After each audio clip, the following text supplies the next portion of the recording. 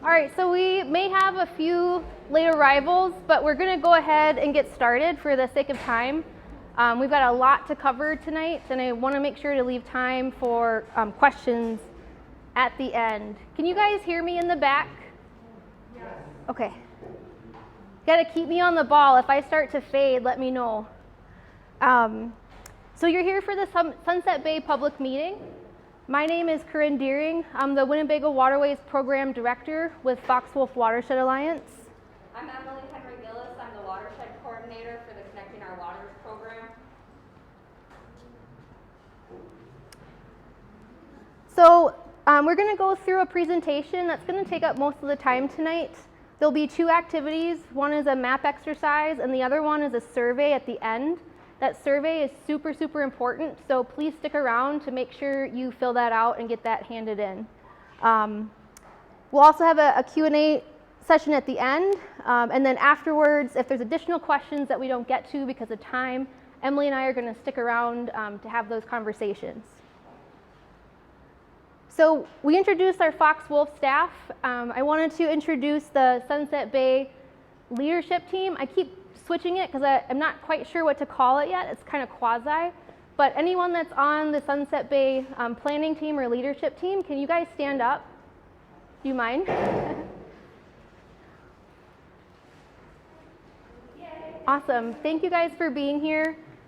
Their names are listed on the Sunset Bay website, and the link to that website is in your handouts. I want to point out what you have in your packet just really quick. You have a copy of tonight's PowerPoint presentation, so if you have a hard time seeing the screen, that's why we brought those. It's also a great place to take notes.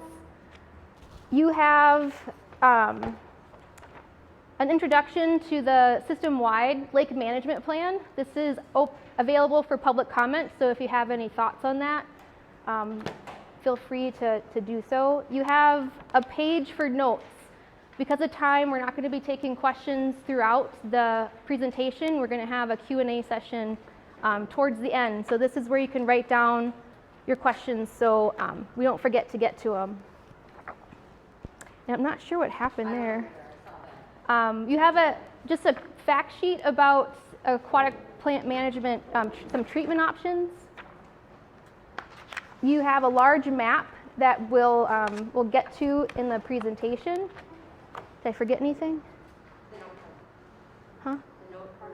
Oh, and then you have a handout that has information about lake associations. We'll talk about that at the end of the presentation. And you have a note card. So the note card is something that we'll need you, when we hand out the surveys, we need you to write your address down. So that way we can track who actually completed a survey. So the surveys, or it's really a questionnaire, they're anonymous, but we want to know who took it so that we can reach out to the folks who didn't get a chance to participate and give them a copy of the survey as well. So there's that. Anything else? Think we're good? Okay. I'm going to be going through a lot of stuff really fast. If you need me to slow down, let me know. And again, write your comments or questions down on that piece of paper. All right, so by a show of hands, how many of you are here because you contributed to fundraise this project? Awesome, thank you guys. So how many of you are here because you believe you have a nuisance vegetation issue? A nuisance vegetation issue. A lot of plants in your bag. Okay. How many of you are here because you're upset about the idea of herbicide treatments? All right. Thank you for coming. How many of you are here just because you're curious and want to learn more about what's going on? Nice. So regardless of why you're here, we're happy that you came. It's really important that a plan like this reflects the people that live around where the management is going to take place. This needs to be based on the wants and needs of the residents that own property there. So some ground rules for tonight, because some of us are here for different reasons. We ask that you be respectful. We ask that you be constructive with your criticisms. We accept the criticisms. We want to hear the good and the bad. But we ask that you be constructive and respectful. We ask that you participate either in the discussion or by filling out the survey and the map, or both. We hope you do both. And we also ask that you refrain from talking over others or having background conversations. We are recording this meeting tonight so that people who couldn't come because of whatever reason they weren't able to make it tonight, we are going to make this available online. And then the background noise interferes with the mic and the video recording. Okay, so some quick housekeeping info. In case you didn't, please sign in at the welcome table. Maintain 6 feet from other people outside of your household. Make sure you got a meeting packet and your writing supplies, and find a comfortable place to sit. I think everyone's done that so far. What else do we get to? So before you leave, please complete the questionnaire and the math exercise, and there's already a table set up where you can return those things. There's masks if you need them. There's gloves if you need them. There's hand sanitizer around the room, and there's also Clorox wipes if anybody would like to wipe to sanitize the surface. Any questions before we dive in? All right. So Emily and I are from Foxwolf Watershed Alliance. We're a nonprofit organization that works to improve water quality, is really our main focus in the Foxwolf River Basin. So this is the Foxwolf River Basin. Thank you, Emily. So our organization has existed over 30 years. Our main areas of focus, our geographic areas of focus, are the Lower Fox River, the Winnebago waterways, in Shawano, Menominee, and other projects that are just kind of basin-wide.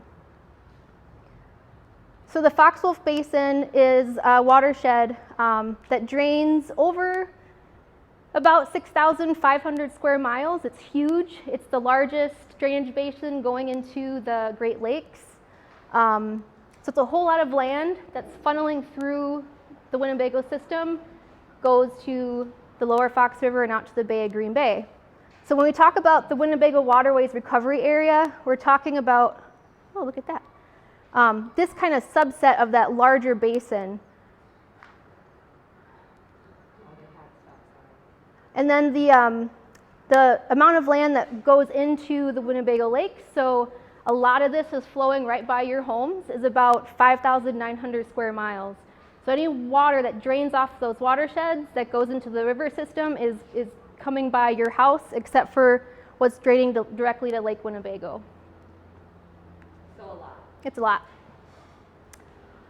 So we have the Winnebago Waterways Recovery Plan. That's a system-wide plan that covers the 4 Winnebago lakes and those surrounding watersheds. It's open for public comment and review until July 31st. It's in its final stages. And believe me, this is connected to what's going on. Bear with me here. Our lakes are impaired. We have too much phosphorus, we have low water clarity, degraded habitat, and excessive harmful algal blooms. And the main driver of those issues is polluted runoff from the watershed, as well as internal loading from inside the lakes. But it's mostly the polluted runoff.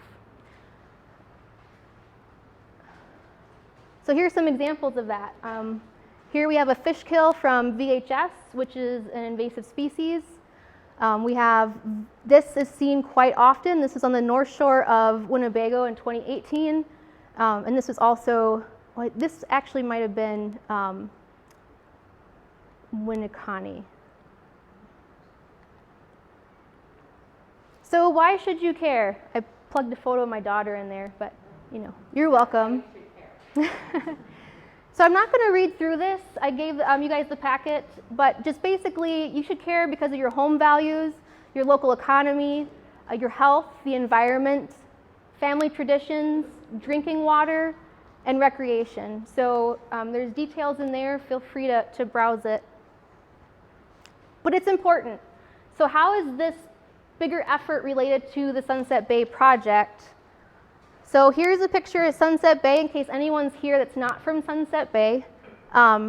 This is Lake Butamore, and this is where we are here that we're talking about. So for most Wisconsin lakes, An aquatic plant management plan is developed for the entire lake all at once. But because the Winnebago lakes are so big, it's just not feasible to prescribe specific management actions that are acceptable to the property owners that live where those management actions will take place with how big the lakes are. So in the lake management plan for the entire system, it's recommended that instead,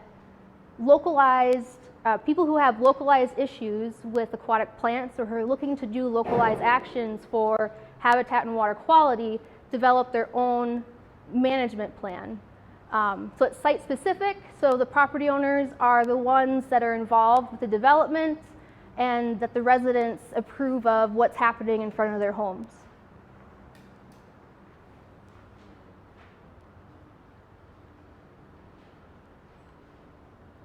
And to make sure that the management recommendations are appropriate for the specific site.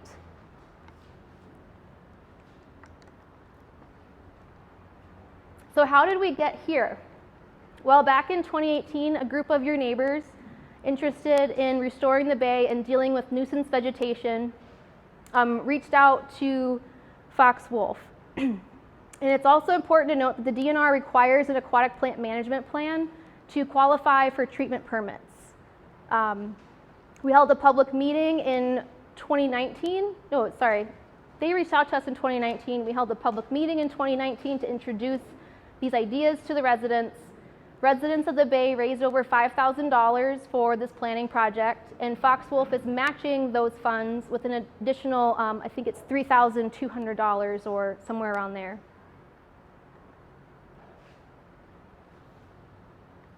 So why are we developing a plan other than the permitting issue? Well, a plan really helps you figure out what are long-term solutions instead of just taking repeated shotgun approaches. So a repeated shotgun approach would be paying someone to treat in front of your dock, but not having access to the rest of the lake, or doing hand pulling every couple of weeks throughout the summer, where you're not really addressing the larger issues.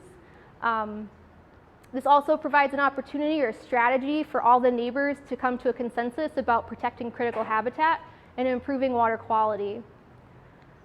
So restoring the bay would really, this would really help to guide efforts to improve recreation, aesthetics, protect habitat, and protect lakeshore property values. So this is local management, it's localized site-specific management. And here's a picture of a harmful algae bloom on Sunset Bay from June 30th this year. So what is an aquatic plant management plan? Well, basically, it's a site-specific strategy that outlines baseline conditions for water quality in aquatic plants. It lists goals and targets, describes various options for working towards those targets, and it needs to reflect stakeholder desires, which is one of the reasons we're having this meeting tonight. So where are we in this process? So we've gone through defining the area, establishing some goals, and developing a work plan to get the project done. And now we're at the point where we're taking an inventory of information from Sunset Bay and gathering additional stakeholder input. So one thing I want to talk about is if you were at the last Sunset Bay meeting in 2019, this is going to sound familiar, but it's really important that we all understand that our expectations of Sunset Bay need to match what Sunset Bay is capable of offering.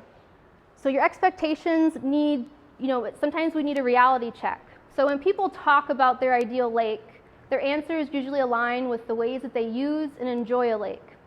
So for example, people who swim might prefer a crystal clear water with a sandy lake bottom and very few aquatic plants, if any at all. Water skiers and pleasure boaters might like large, deep, crystal blue lakes that are free of aquatic plants.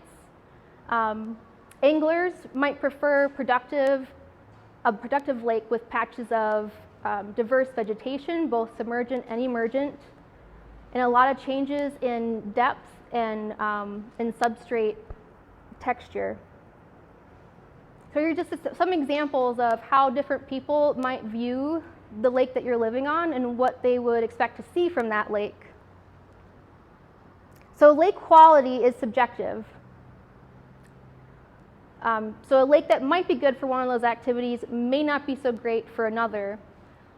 But we all need to take the lake's natural characteristics into consideration when thinking about management or restoration or improvement. Otherwise, you're setting yourself up for disappointment. We only have so much control over the natural world, and you are part of a very, very large system. So keep that in mind as we go forward here.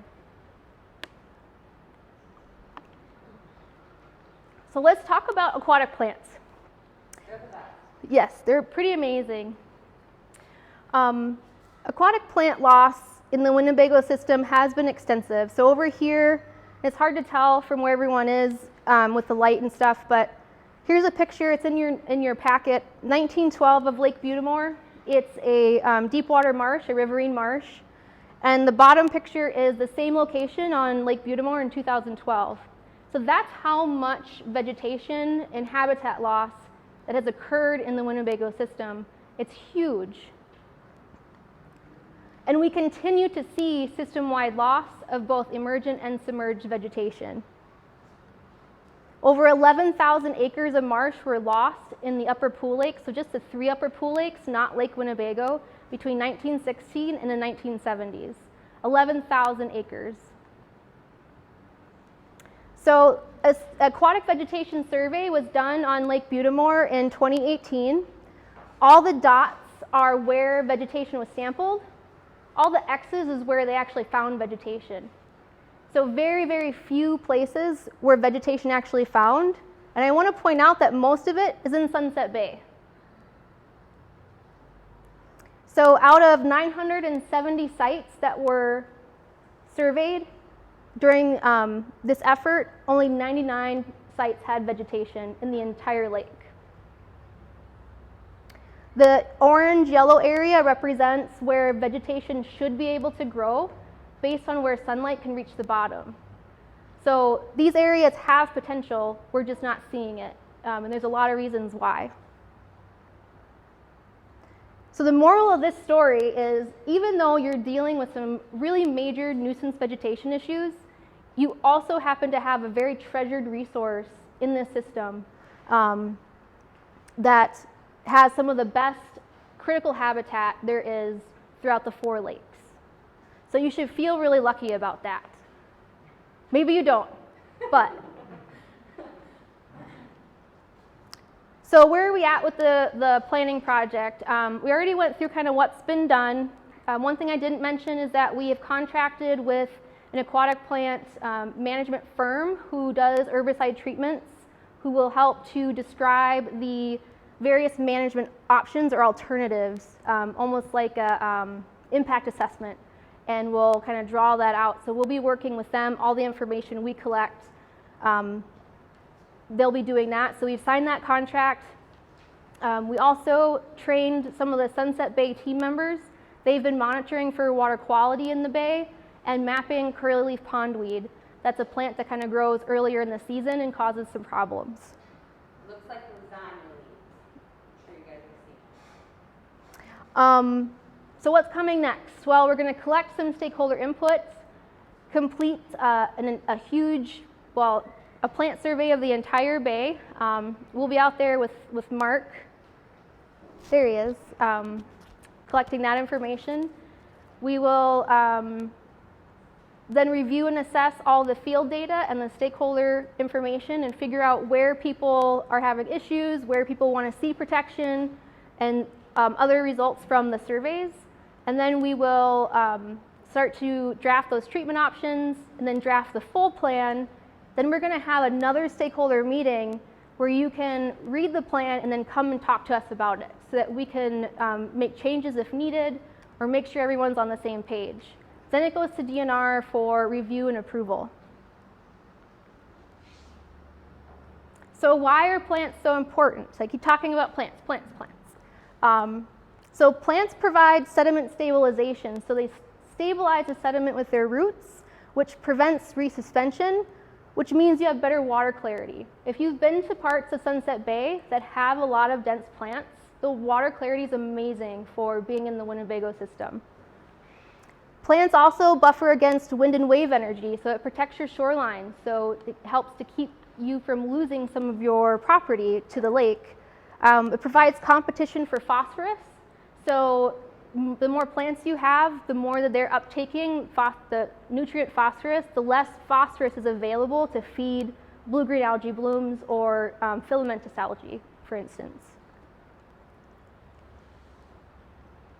They're also an important source of dissolved oxygen, and they provide really important cover and spawning habitat for aquatic animals, which that feeds right back into our economy because this is, the Winnebago Lakes are a prized fishery for recreational fishing, and it brings in about, I think, just over $290 million a year to a 5-county region.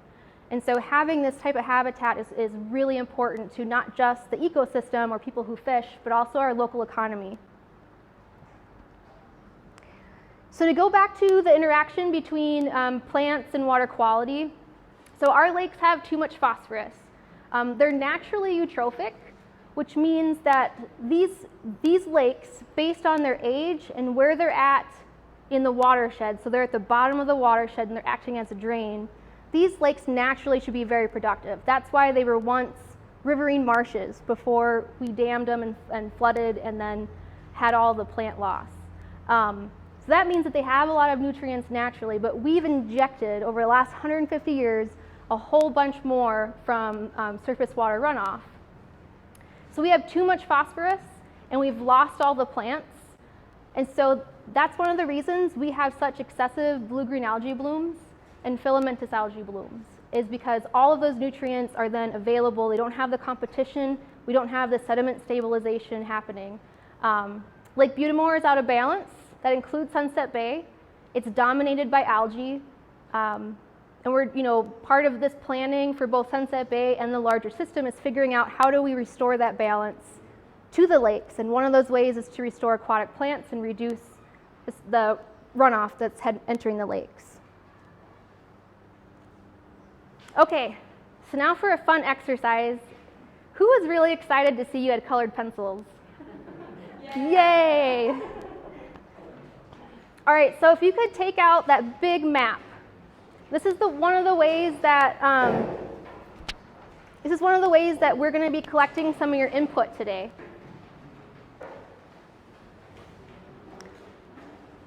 I also want to mention that it's one map per household and one survey per household because we're doing this by property.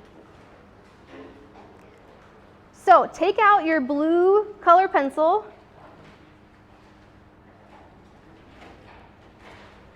All right, raise them up in the air so I know you're ready. This is fun.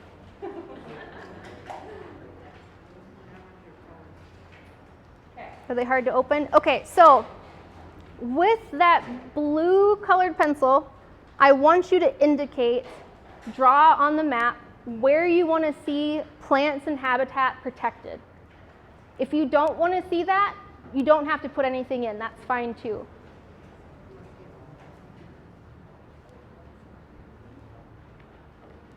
I know we're a little biased towards plants, but you can definitely disagree. And we want to know that, we want to get that information from you. Spend a day on the lake with us. Yeah. You can also use your pen to write any notes on the map if you want us to know certain things about specific locations, you can do that too. This is your way to communicate to us in a spatial format. So I'm going to give you guys about 2 minutes to go through that exercise. Or maybe less if people...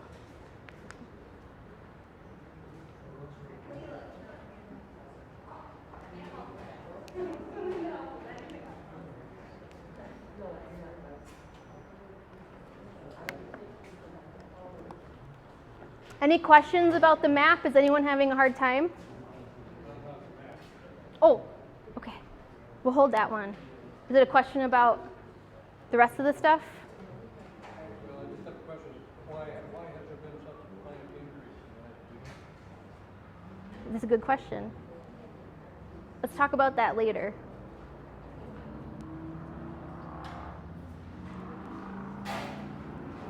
Write that one down so we don't forget though. Okay. All right, anyone else? Anyone need more time or should we keep rolling?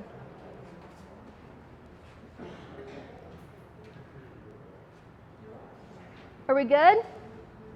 Okay. So what are aquatic invasive species? I know we've talked about that a couple of times. So aquatic invasive species, we also call them AIS, are non-native plants, animals, or am I blocking your way this whole time? I'm sorry, okay. Are non-native plants, animals, or pathogens that have the potential to cause harm to human health, the environment, and or the economy, and also can impact recreation. So some examples of things that are in Sunset Bay are zebra mussels. This bike was pulled out of Lake Winnebago just recently in the last few weeks. Curly leaf pondweed, that's that lasagna noodle plant that takes over your bay in the spring into early summer. And Eurasian water milfoil, and so that's another plant that can grow with curly leaf pondweed, but it can also come in and take over after the pondweed starts to die out. So nuisance vegetation. So we talk about invasive species, but then we can also have issues with native vegetation where they can become a nuisance in certain areas. So some questions that we ask ourselves to determine if we actually have a nuisance problem is, do all or do a lot of people agree that there's too many plants in an area? Are the plants, I can't read, I didn't wear my glasses. Are the plants limiting people's ability to use the lake for boating, fishing, or swimming, or other types of recreation? Has plant growth in the area been increasing in abundance or density each year? Are the plants one or more than one species, native or non-native, changing the water's ecosystem in a negative way, or located in a critical habitat area?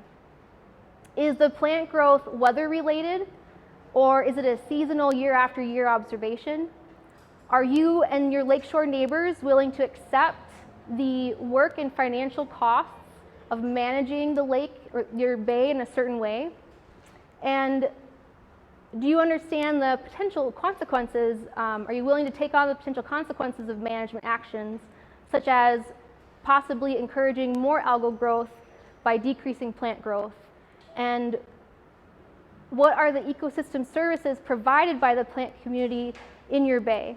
And so do the nuisance populations provide benefits that are really important to consider in your bay? So those are a lot of questions that we asked when we talk about nuisance plants to figure out, do we have a problem, and do we understand that managing nuisance vegetation comes with some cost and potential consequences?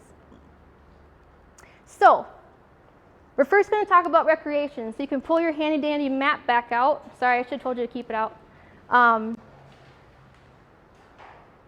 So with your purple crayon, or pencil, I almost said crayons. Yeah, but I figured we were adults, so. So with your purple colored pencil, I'd like you to draw a line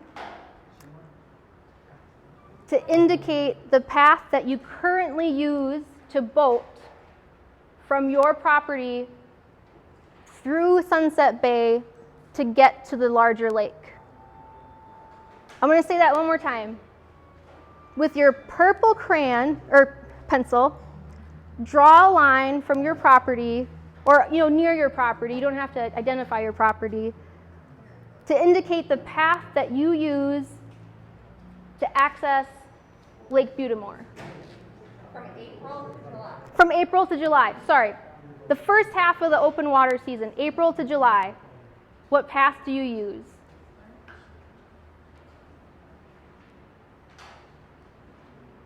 Any questions on that? Is that confusing? Do you want a line or circle there? Oh, so you can circle, and you also want to circle and mark areas where you currently swim or use the bay for other recreation, so like paddle sports and things like that. So I want you to use that purple pencil to either show me your navigation path that you use or where you like to swim or recreate between April and July, so the first half of the season.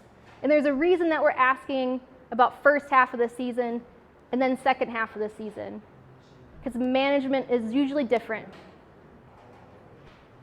If you do the same thing the entire season, that's okay too.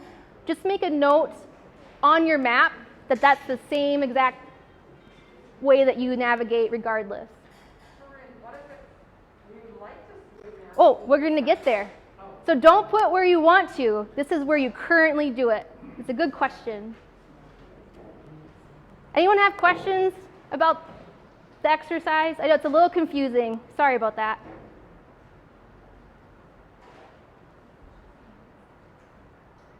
So purple is for where you currently do things. April through July. And then I want you to use orange to indicate where you currently use the bay from July to October. So if you use the bay differently the second half of the summer, for whatever reason, I want you to draw that in with orange. If it's the same, just write the same. Yeah, if it's the same, you could just, yeah. My question is, what about like 5 years ago? Because We're talking about now. oh no, but are you gonna have us also then pencil in like 5 years ago, 2 years ago, how many years ago? We're going to ask about what you would like to see. And so I'm hoping to capture some of that with that question, yeah. But for right now, we're focused on just currently. Anyone need a little more time? It's okay, we're all friends here. All right. So then I want to talk about where you would like to recreate, but you're currently not able to. So where do you want to drive your boat? Where do you want to swim? Where do you want to paddleboard or kayak, but you're currently not able to? I want you to do that for the first half of the year in green.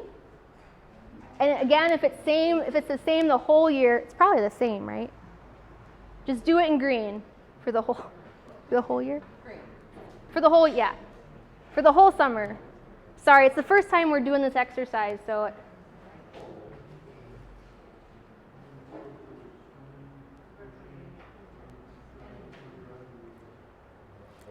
If there's a certain path you would like to take your boat, it's really helpful to have that navigation line. Everything else can be circles or squares or X's, however you want to indicate. And again, you can leave us some notes by using your pen and just writing in things you want us to know about a certain spot. Everyone's got that one where you want to be able to recreate?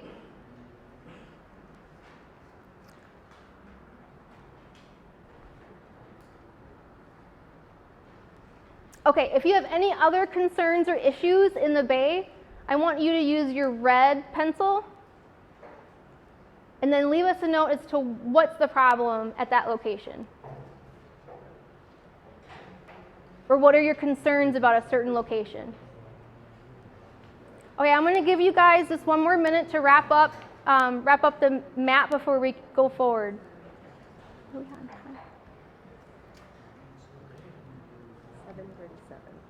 Okay.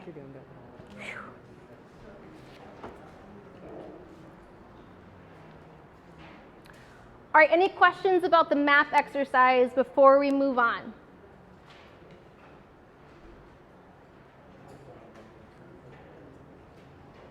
So the whole purpose of this is for you to give us a visual of what you're currently doing compared to what you would like to do, in addition to where you want to see some protection happen. And then we're going to take everyone's answers and kind of overlay them to figure out if there's a commonality among what people would like to see or where they're having problems.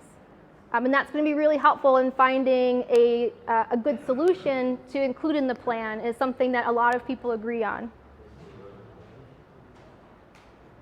All right, so we're going to move on. So what do we know about Sunset Bay so far? Well, we know it's impaired. It's part of Lake Butimore. It's over 500 acres, which is larger than a lot of lakes in Wisconsin, just the bay itself. Lake Butimore is about just over 8,500 acres, so it's a huge lake. It has some of the best critical habitat in the system, and it suffers from filamentous and blue-green algae blooms, aquatic invasive species, poor water circulation in some areas, and limited recreation in some areas. What else do we need to know? So that's what the step that we're in right now is information gathering and surveys and data collection. So we have the stakeholder input. We're also going to be doing that modified plant survey. So that just means it's a portion of Lake Butimore, not the whole Lake Butimore. And these are all the points that we're going to visit when we go out to do that. Check it out, Mark. This is where you're taking us. These are also much closer together than the full Lake Butimore, so you'll get more information out of it. Yeah, so getting back to that. So we have that information from 2018 of the entire Lake Butimore, but that survey was done at a scale of the distance between points was 152 meters, which is just about 500 feet, which is taller than the Statue of Liberty. What else do we have here? Taller than the average wind turbine. Anyway, just trying to give a scale of how far those points really were because of the questions that we had were at that scale. Now we're looking at the site-specific aquatic plant management, so we need those points to be closer together to prescribe management actions in a certain place. And so the distance between points is about half of what it was for the whole lake system. So what are some management alternatives for dealing with the nuisance vegetation? We have manual removal. We're going to talk about manual removal, herbicide harvesting, dash, and then when we get to the Q&A, we'll probably talk about the combination of different management options. There are other management techniques out there. We just wouldn't recommend them for Sunset Bay, but we have put information on the Sunset Bay website about a lot of different treatment options, and it dives into, there's something on there about the chemicals, right, and human health and all of that. And so a lot of that information is on that website. We encourage you to visit it.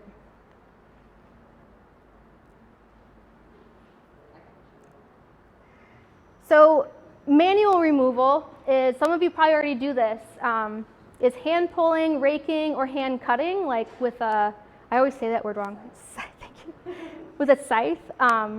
Permit's not required. You can actually clear up to a 30-foot wide portion in front of your property. Did everybody know that? That you can do this at your own property? You can hand pull or rake? Who knew that already? Oh, wow. Okay. You usually remove the entire plant, including the roots, and they need to be properly disposed of. You can't leave those plants in the lake. You have to take them out of the lake, legally take them out of the lake and dispose of them. Manual removal can be done at any time. The pros are it's cost effective. You don't need a permit. It can be done whenever you want, when the plants get to be a problem. However, it's labor intensive. And you need to make sure you have a disposal option. And it can be really hard work raking in the wet plants and then letting them dry so that it's less to load into or take for disposal. And they don't always smell great as you're doing that. You can compost them. Oh yeah, they do. Yeah, I mean, you're harvesting nutrients basically. Thank you for that. Dash is the diver-assisted suction harvesting. It's a newer technique.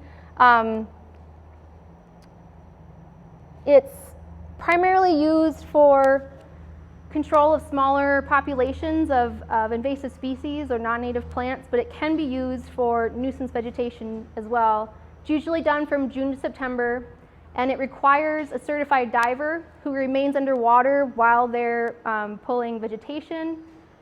And then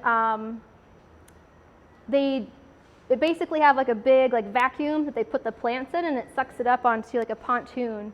So all that plant material is being removed. The pros are you get immediate results. The biomass is being removed. There are cost share funding programs available to do this for invasive species, which you have a lot of. Huh? You can also build one. Oh, you can build one. You can get cost sharing to help build one, they just won't buy the boat. And then, but the other thing is that there are some high initial costs. A certified diver is needed and a permit's required, right? Yeah. Mechanical harvesting. So you might, if you've been to other lakes that do this, you might have seen the big harvesters out there. Basically what they're doing is mowing the lawn under the water. So they're not pulling the plants, they're just trimming them. So the plants are still in place, but they're not at the surface so that people are still able to boat and swim. But there's that habitat that's there. There's the benefits of the anchoring the sediment and yeah, all that stuff we talked about. So during the process, the harvester does collect all the plant fragments. So again, you're not leaving plants behind. And then they're loaded from the harvester onto a transport vehicle, which is usually a dump truck, and then taken to a place to be disposed of. Sometimes it's on a farmer's property who wants to compost the plants or use them as fertilizer. Sometimes that might be to the local dump or something. So it depends on where you are and what's available for disposal. So harvesters range in size and speed. They usually can cut plants about 3 to 6 feet deep. But you guys have in Sunset Bay some shallower areas, and so we did look into other options for getting into those shallow spots, and they do make smaller harvesters that can get into those areas.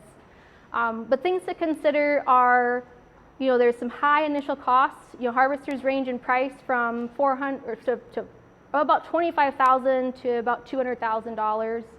And that's just to purchase a harvester. So additional costs include things like storage and maintenance, liability insurance, the disposal, and then the other equipment that you need. So harvester is great if you have a lot of people participating in a management program. If you only have about 10 people involved, it's not really financially viable. I personally think harvesting is one of the best options that we have because you're getting that habitat benefit, you're getting the water quality benefit, you're not destroying the native plant population, but then you're getting the compromise where you're able to use your boat and your kayak and that kind of thing. Anything to add? So herbicide treatments. So aquatic herbicides kill plants using 2 different techniques. One is a contact herbicide, which affects the plants by contacting the outer portions. They usually begin to work faster than the other kind of herbicide, but it may not result in complete plant death. So you may pay someone to treat an area or like a navigation lane with aquatic herbicide and not actually get the full result that you're looking for in a certain area. Not to say that they aren't effective, it's just something to be aware of. You also have systemic herbicides, and those are taken up by the plant and they affect the plant from the inside. And so you usually get that full plant kill that you're looking for. So you want to make sure that when herbicide happens, the appropriate amount of herbicide is being used, that the highest level, so the highest level of control can be reached, and that you use someone who's a certified consultant, and that you plan out where the treatments are going to happen and when. Oh, I just didn't know if you had something. Okay. So you can use herbicides to treat navigation lanes. Some of the cons is that you have large releases of nutrients when the plants die. You might end up with some collateral damage of plants that you didn't intend to kill. But if you have a really good applicator, they should be treating on days where the weather and stuff's in check so that they limit that as much as possible. Retreatment may be necessary, and an annual permit's required for this. I forgot to mention, a harvester is a multi-year permit. Herbicide treatments are annual. And you get charged by acre, so depending on how big your treatment area is, it could be anywhere from $400 to $2,000 or $4,000 around. I was going to add, most herbicide treatments are conducted in the springtime before native plants are up. So if they're focused on killing aquatic invasive species, that's going to happen in that late March, depending on ice off, early April, sometimes into May, depending on water temperatures. Water temperature controls a lot of the active ingredients in herbicides. So that happens, and if it's for navigation lanes, those treatments usually can happen throughout the year. So those are where you generally see a little bit more native plant die-off versus a AIS-specific herbicide. But one of the things that we're going to do, since we are doing this inventory, we had volunteers collect information to map out where the curly leaf pondweed is earlier in the year.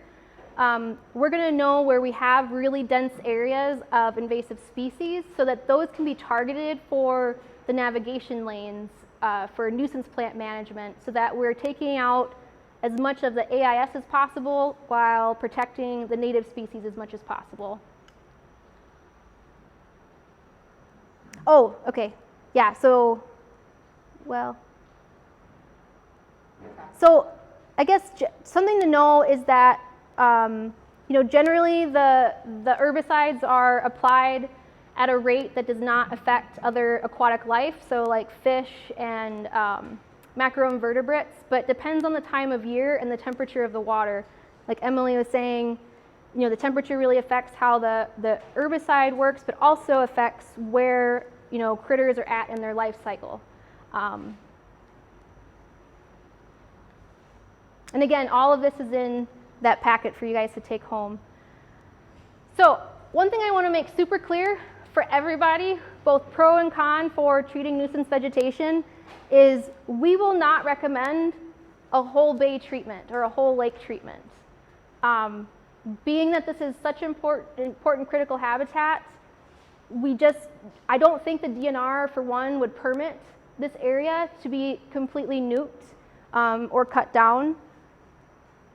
But that being said, there are still a lot of things that we can do to improve how you use it and to improve, your happiness with it, I guess. Does anybody have a big problem with that? That as an organization, now, you could hire a private contractor and they could write this plan up for you with a whole bay treatment, a whole bay kill off of plants. But I can almost guarantee it won't get permitted, and I think it would be bad. I'm biased, but it wouldn't get permitted anyway. So management of nuisance plants in this plan will be prescribed for navigation lanes and access around the docks. And these navigation lanes will be shared navigation lanes. So this protects the integrity of the ecosystem while enabling people to travel through the bay, as well as use the space around their docks for swimming or that kind of thing.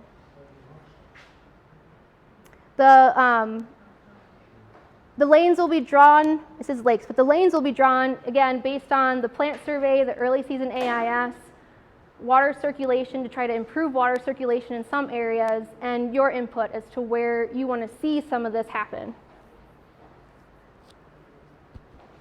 So one more chance. Anyone really upset that we won't be prescribing?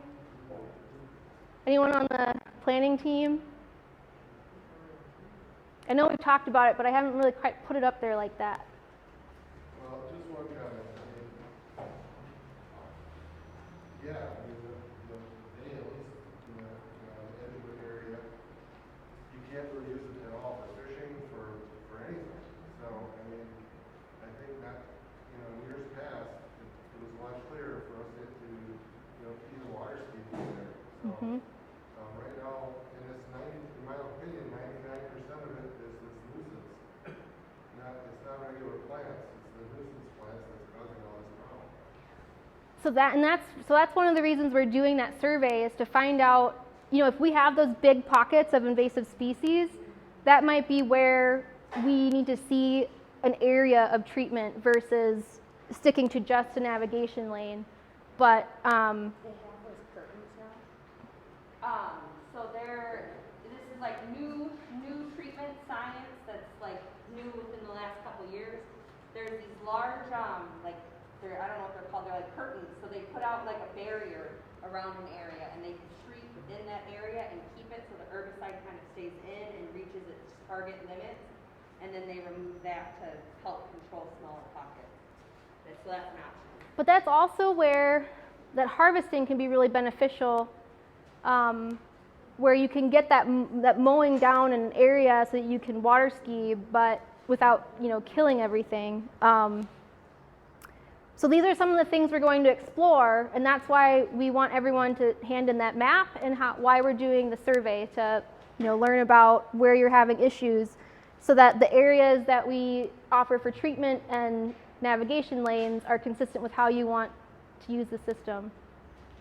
If you just mow it, does it do the invasive species come right back? All the plants will grow back, so it's like mowing the lawn. Fighting it constantly. So a lot, like Lake Nockabee, has anyone been to Lake Nockabee? Yeah, one of my favorite, We're gonna finish answering this question and then we'll get to your question. sorry, I get distracted. So Lake Nockabee has the big harvesters, Shawano Lake has the big harvesters, and they go out and they do kind of larger areas for boats to get through and things like that. And they'll mow it every couple weeks. You know what I mean? It's kind of based on what people are interested in. So once you get the equipment and everything, that's where you can do that repeated. You don't have to get another permit for each time you go out. It's already part of a plan that the DNR has approved. I'm trying to get local contractors to expand their business into offering harvesting. I haven't been quite successful yet, but I'm working on it. All right, now on to your question, ma'am.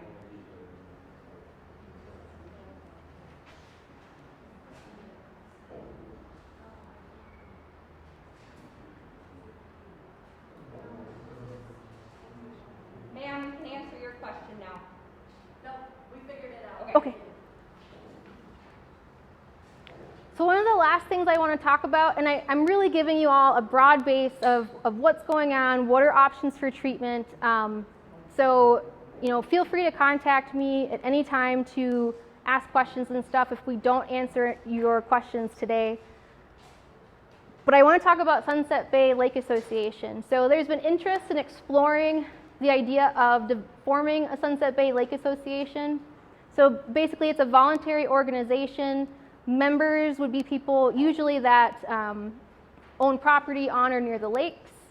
And the association itself can vary in levels of involvement of management activities, can be anywhere from a very formal structured group to a loose-knit social network. But the purpose of association is to maintain, protect, and improve the quality of a lake. And so because Sunset Bay is basically a large lake, this is where a bay association would be appropriate. And they're usually financed through fundraisers, membership dues, donations, and if you're an incorporated association, you'd be eligible for surface water grants through the state.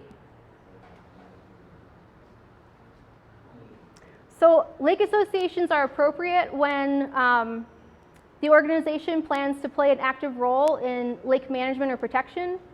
If there's a larger potential for membership, so there's over 100, I think there's 150 properties or so around Sunset Bay, I'd say that's pretty large.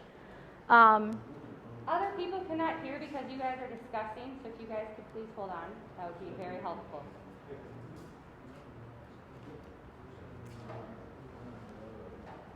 Some advantages is you have ongoing collaboration and communication among your neighbors. Thank you.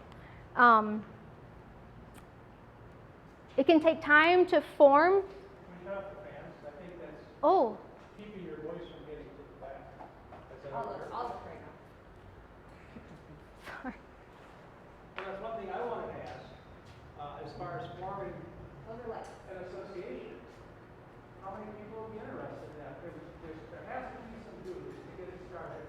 I have created a 501c3 corporation before, with Rich Shop and Woody County, I do it again. But there's an application fee for that too, to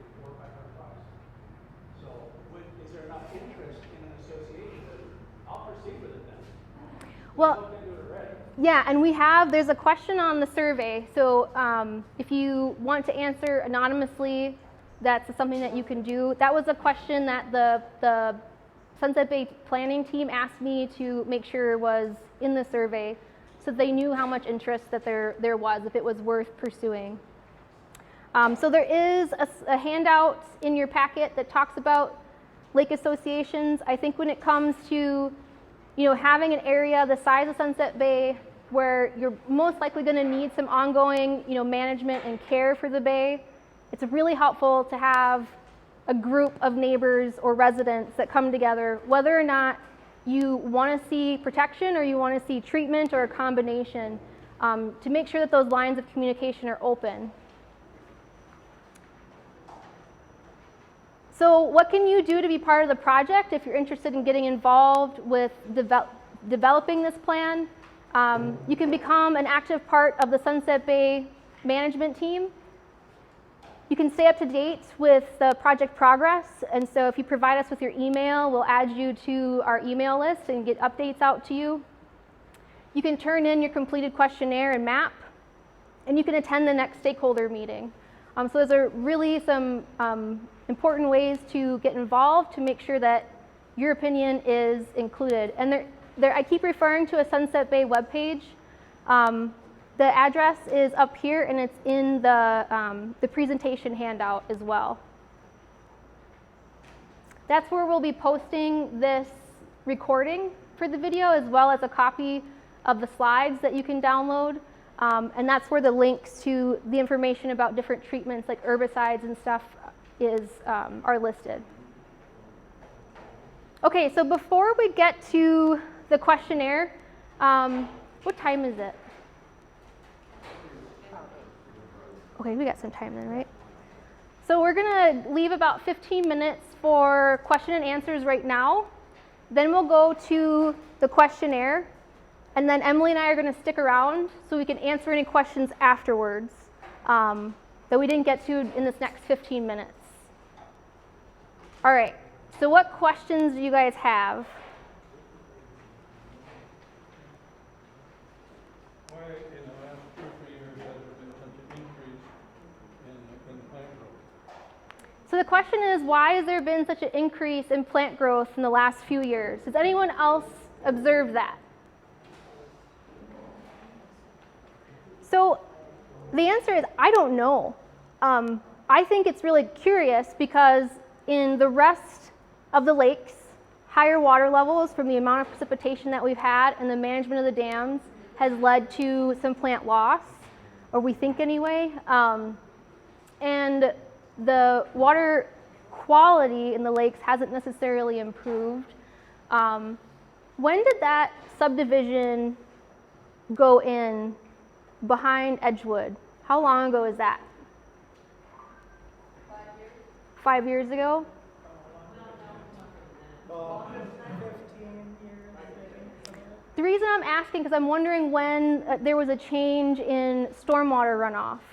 So if you go from a farm field to a residential area, you're required to put in a stormwater pond. And I'm curious about how the collection of that water, instead of it flowing off the agricultural fields and being collected and allowing the phosphorus and sediment to filter out, if that's affecting your bay at all. Because if you have improved water clarity, you're going to see more aquatic plants, especially if you have a calmer area where you're not getting a lot of flow.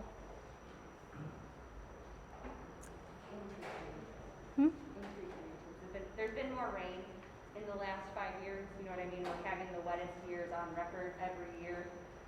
So all of that's going to bring in more nutrients, and with the plants, you're going to get more plants.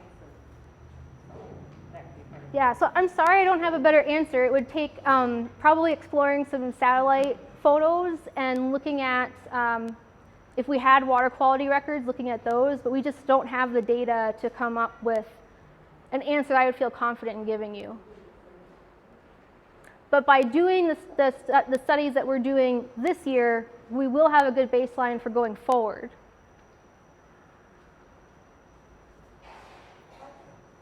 I guess I'm just impressed since you've been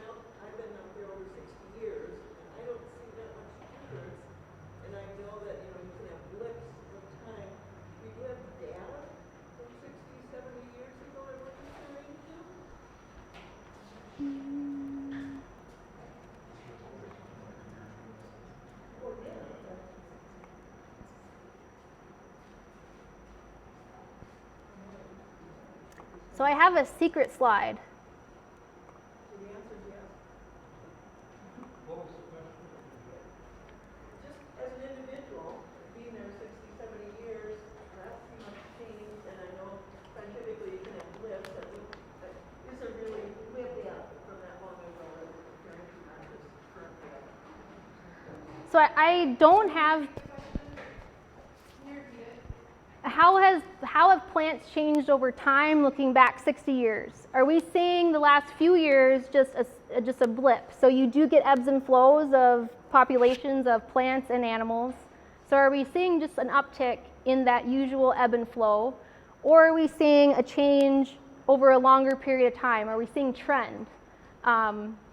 So I don't have super confident answer because the data record isn't very clear. We don't have satellite images available that are taken at the same time of year under same conditions. But we do know that looking back over the last 100 years, we've seen significant loss lake-wide. And we have some satellite images from like 2006 is the top left, 2008 is top middle, 2010 is, this one's 2010, the bottom left is 2011, the middle is 2015, and then this one is from 2019. One of the problems is we have some one taken in April and some taken in June. In June 2008, we see very little vegetation growth compared to June 2010 or this year. I know those are probably hard to see because of the lighting, but I can have this up for people to take a look at later. So I think there's been loss. I do think in recent years there's been a strong response of vegetation in Sunset Bay, but I just don't have enough data to be able to tell you if it's a trend. In 2018, 2017. 18? The first plant surveys that were done fully lake-wide were in 2018. So no one was brave enough to take on doing plant surveys of the Winnebago lakes until current. So there is a huge lack of data, and we are trying to fix that. And one of the reasons is cost. It was over $70,000 to have all 4 lakes surveyed at that rough scale that we surveyed them at. I have a question. Yes. So it seems that the scope of your recommendations are really looking at addressing nuisance vegetation or vegetation. But it seems to me that the problem is much larger than nuisance vegetation in the lake, right? It's the blue-green algae, it's the turbidity of the water, and eliminating the vegetation is going to be counter to dealing with the algae and the turbidity of the water. If you take a kayak and paddle back into those heavily vegetated areas in the bay, it's the cleanest water in the bay. It's crystal clear. You can see fish swimming around the bottom. So is the scope simply get rid of vegetation so we can focus on that, or is it to truly deal with the health of the water? So the system-wide plan is looking at, and we're targeting the biggest problem that's causing the algae and the low water clarity in the entire lake system. And so, for example, we just secured just under $800,000 to implement conservation agriculture practices in Fond du Lac County, and that's the first sub-watershed or smaller watershed of several throughout around the entire lake system that will be going in, applying for grants, working with local stakeholders, the counties. And so, long story short, some of those bigger problems are being addressed at a region scale. Things that we will include in this plan are recommendations locally that property owners can do to make a difference in local runoff. So things like shoreline buffers and shoreline restorations, dealing with any erosion issues, reducing runoff coming from your roofs and your driveway, because you're right there at the bay. If you have a calm area, any of those nutrients are direct input to what's happening in the bay. So we're kind of going twofold. We have a bigger system problems that are being addressed at a bigger scale, and then some things we'll have recommended for Sunset Bay specifically. And in regards to the plants, using the mechanical harvesting, that's going to keep all the benefits there while still letting people recreate like they want to. So, oh, go ahead. Yeah, go ahead. I say, but because of the scope of this plan and because you don't have an association that's formed that has a robust membership to be able to afford the investment in harvesting equipment and that kind of thing, we're going to recommend that harvesting be explored as a better option if the capacity exists. But short term, it's most likely going to be herbicide treatments because of just a small group of people that are currently involved in that. So if that expands, I think harvesting is the best option. But let's be very clear, a herbicide treatment is going to kill the plants in the water that are combating the algae that they're. So what we're going to try to do, yes, but we're going to try to be smart about where we do these applications so that if you've been back there, you've seen those huge masses of curly leaf pondweed and Eurasian water milfoil. So we're going to try to target the vegetation that's not really great for the ecosystem and try to protect the native vegetation. Now it may not be the exact lines. We may end up cutting through some areas of native, but we're trying to offset that and reduce that as much as possible. You're killing vegetation that fights the algae. Eurasian water milfoil and curly leaf pondweed are not beneficial. The two AAFs are not beneficial to your vegetation. So curly leaf pondweed dies back at a time of year that's great to fuel blue-green algae blooms. They basically offer up phosphorus to the water, and so that can be a big problem and can exacerbate water quality. You also have a major filamentous algae problem. We don't talk about filamentous algae a lot because it's not producing toxins like blue-green algae, but you guys have seen that that's a real nuisance in your area. So yes, and if you feel very strongly about wanting to protect the lakes, please make sure that comes through in the survey and questionnaire, and I would encourage you to get involved with the planning team, to be involved in those discussions that are helping to form the plan. Any other questions?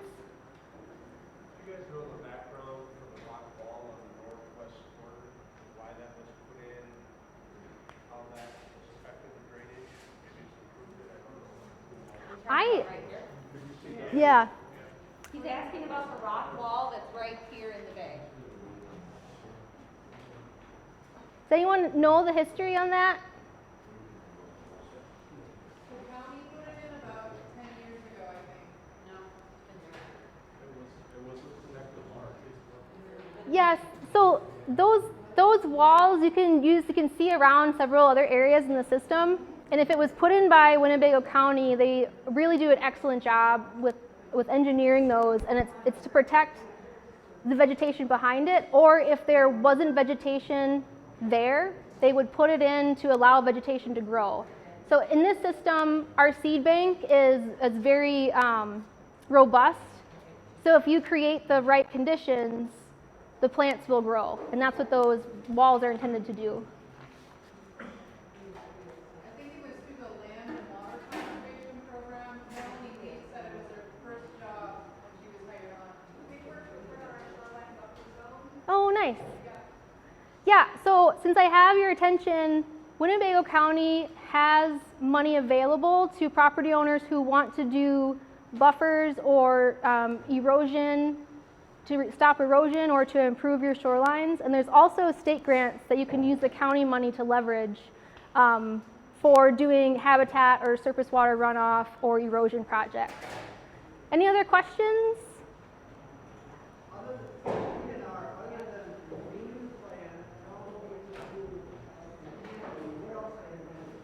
Can you, I'm sorry, can you say that one more time?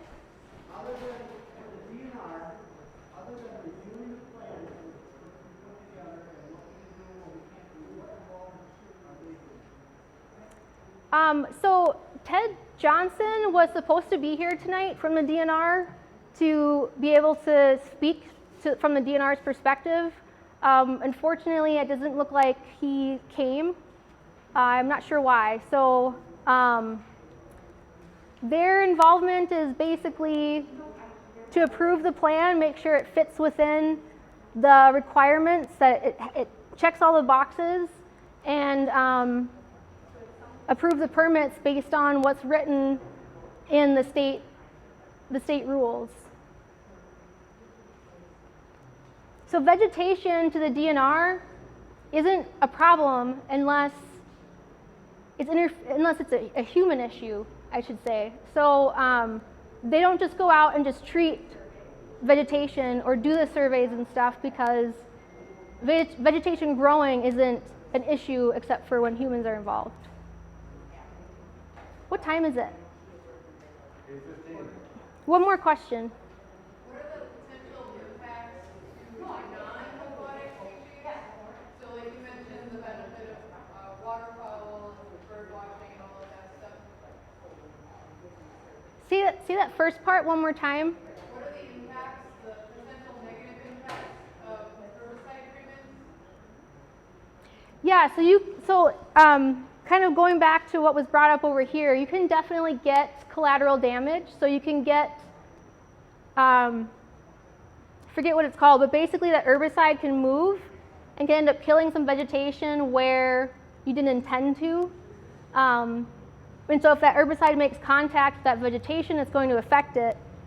So that's why we recommend really researching your contractors to make sure that they are good at what they do, they have a good reputation, and that they're applying on days where the weather is correct, and at the right temperature to reduce that collateral damage as much as possible.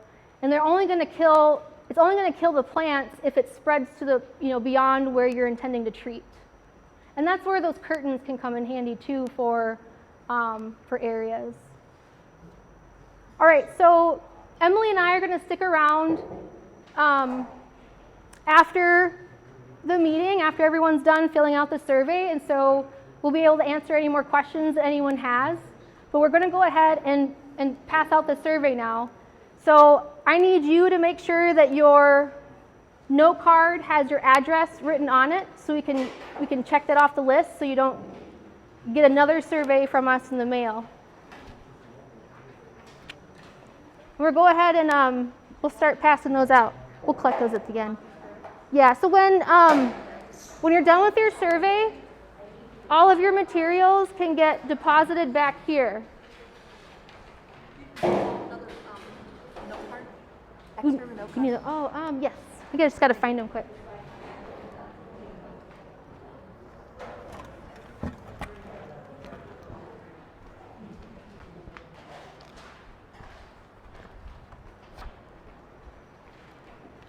Thank you very much. Do you have a stack? Where'd they all go? Oh, yeah, I have them all. Oh.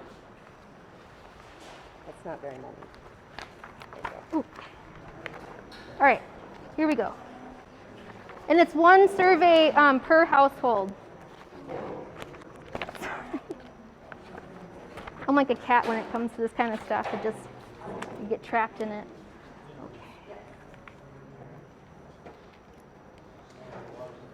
Yes, thank you. Okay, are you doing that? What are you doing? Letters. Letters? Perfect. Do you need help getting the survey? People are leaving.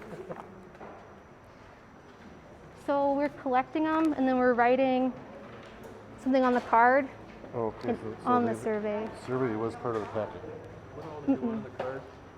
I just need your address. Oh. All right. And then you can have one of the surveys. That way we can keep this separate from the responses. Do you have your, I'll follow you over there. Because I need to be able to write down the number. If it's possible, yes. If not, you can mail it to us. Yeah, are you handing out the survey? Yeah. Oh, okay. She's handing it. Thank you.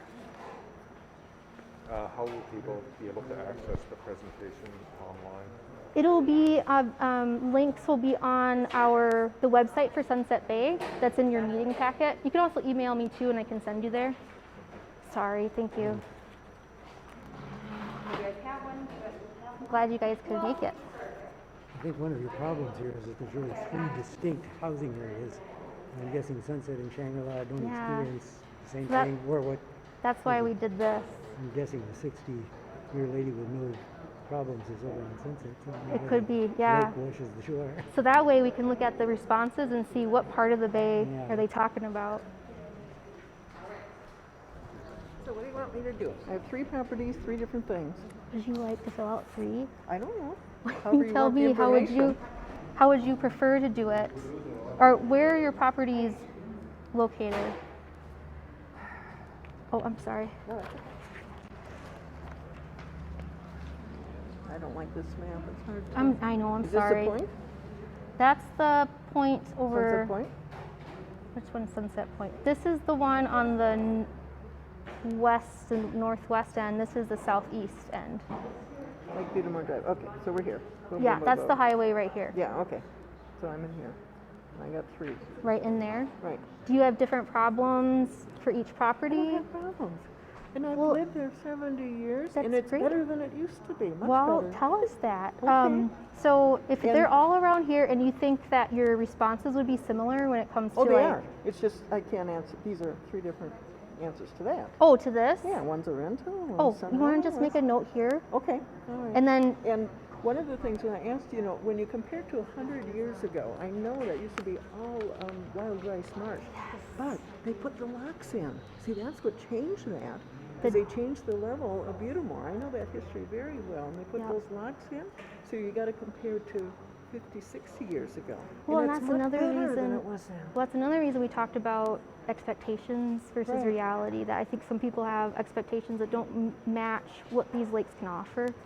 So, we're Well- working on educating. Yeah, but people also want to use it. So where can we find that compromise? That's what we're working on. Yeah, I'm hearing that. It's just, I can't forget about the real history, Yes, not just yeah. the last 20 years. And again, if you want to be part of the planning discussions with the planning team, Yeah, because see, I knew they're nothing about this. well, Remember, I got no information whatsoever. we until didn't now. have a budget. So Oh. before we were just basically volunteering our time and stuff. Okay. So now that we have a budget, that's why we were able to do the mailing. So I'm sorry you didn't hear about it before, but now's a great time to get Well, involved. you have an email site now. Are you going to do email Yep. notifications? That Yep. would solve some. We're operating on a shoestring budget, so we can't do as many mailings as we'd like because we know there are people who don't get mailings. But if people indicate to us that they only communicate, they don't use the internet, then we'll make Yeah. a special effort. So if you know others, Well, yeah, I let saw them know. several of them sitting there when we came here. And I didn't know if they didn't know about it or they didn't care. Well, and I could also send home some packets with you if you wanted to give to your neighbors to return the survey. I think this is. I don't think that would be the Yeah, best you- way okay. to. Here's paperwork. That Yeah, would be the that's first true. best stop to start. Yeah, and it's hard because it's like going door to door is tough right now with, Well, yeah. so.